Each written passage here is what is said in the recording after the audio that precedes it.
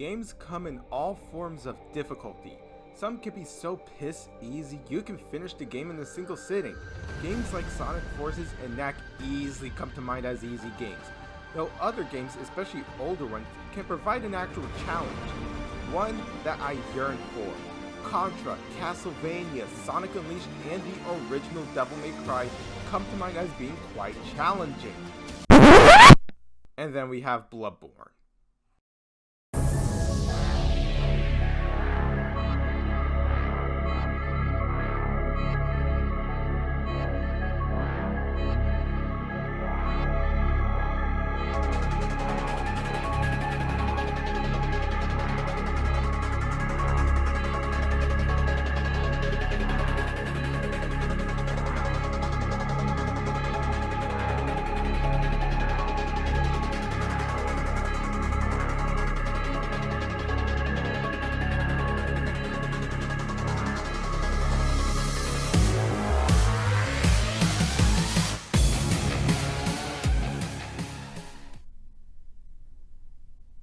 Enjoy the show.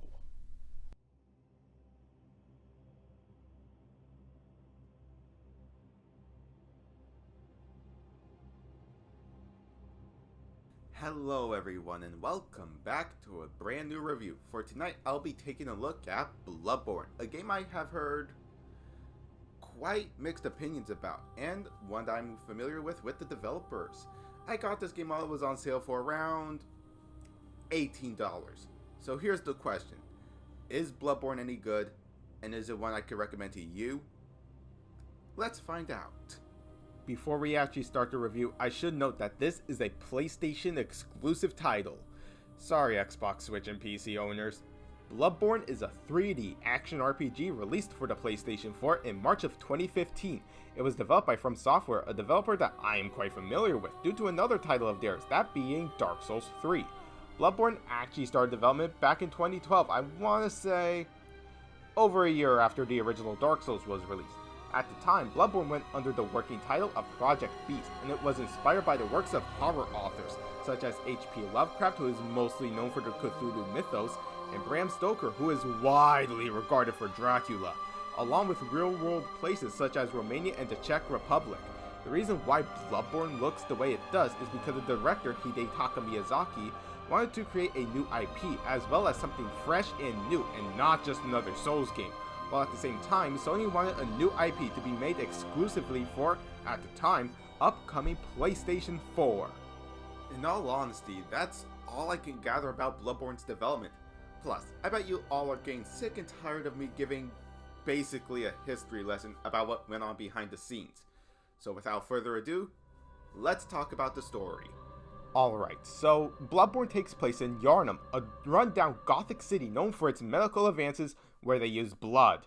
Now, over the years, many travelers journey to the city seeking a remedy to cure their afflictions. The player character journeys to Yharnam seeking the cure for something called Pale's blood for reasons unknown pretty much. Now, upon arriving, it is discovered that Yharnam is plagued with an endemic illness that has the ability to transform its citizens into bestial creatures.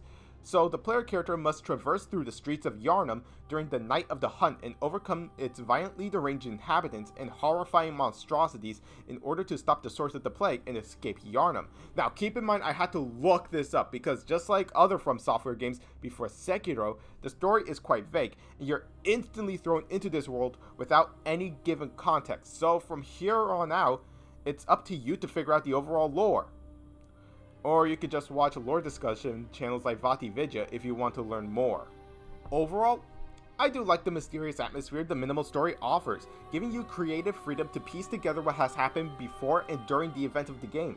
Now there are optional side stories, but they're just that, optional. You could go through this game and miss them all if you want and not get punished for missing any of them. So overall, the story is pretty alright. I feel like the only type of people who wouldn't enjoy it are ones who look for a story in video games. But with the story out of the way, let's discuss gameplay. Gameplay of Bloodborne is basically like Dark Souls, but with a heavy emphasis on aggression. When you take damage, you can see your health bar having an orange bar next to it. This is the rally mechanic. When you take damage, you can strike back and regain some of the lost health you had. I actually really enjoy this mechanic because it requires you to be more on the offensive instead of turtling behind a shield like in Dark Souls. And the way you level up in this game is through the use of blood echoes, this game's equivalent to souls. You go to a lantern you find throughout Yharnam and go into the Hunter's Dreams, which is basically like Firelink Shrine or Majula, and talk to this chick who is basically like your Emerald Herald. You also use blood echoes as well as blood gems you find to improve your weapons so they can deal more damage as well as repair them. Otherwise they'll just deal less damage. Exclusive to Bloodborne are firearms.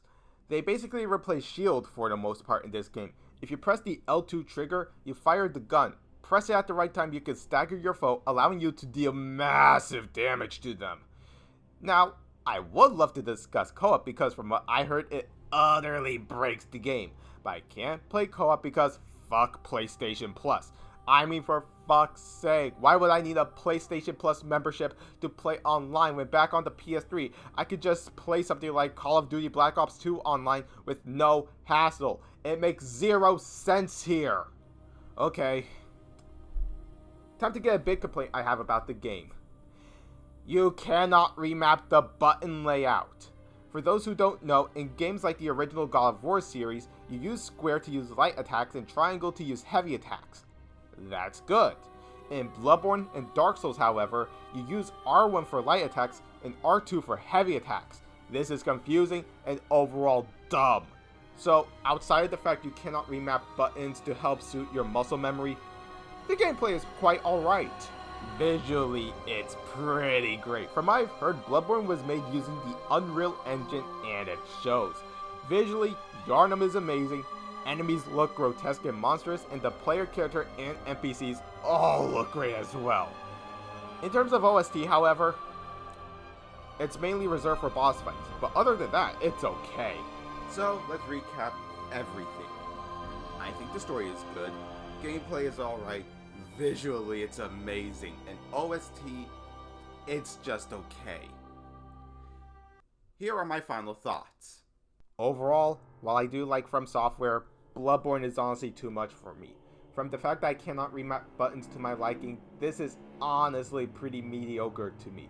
Especially coming from Dark Souls 3, a game that came out after this. This may not be the hardest game I have ever played, but it's pretty fucking close to being one of them. Overall, I'm giving Bloodborne my score of a 7 out of 10. But as always, I want to know from you all. Did you play Bloodborne? Is this something you could recommend to a friend? Leave your answers and more down in the comments. Give this video a like if you enjoyed it, and as always, be sure to subscribe and turn on the bell to be notified whenever I make a new video. My social media links are down in the description below. As always, I've been HoverKid, and I will see you all in the next video. Take care, everybody.